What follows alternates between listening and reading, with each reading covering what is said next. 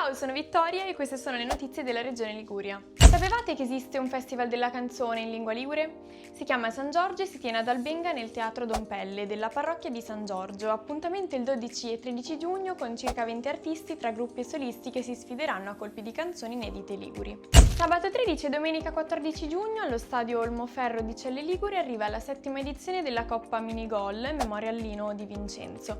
55 squadre da 30 società e 700 ragazzi protagonisti di 2 giornate all'insegna dello spettacolo sportivo e del divertimento. Sabato 13 e domenica 14 giugno a Busalla torna la Festa delle Rose, un evento per celebrare il presidio Slow Food della rosa da sciroppo della Valle Scrivia, dal roseto alla tavola ai cosmetici. Busalla profumerà di rosa con vetrine a tema, stand presenti in tutte le strade principali, la grande mostra mercato di Piazza Macciò e i banchi di prodotti alimentari. Nuovo appuntamento di Castello di Parole al Castello di Rio Maggiore, la rassegna culturale che ogni mese porta al castello autori nazionali e internazionali.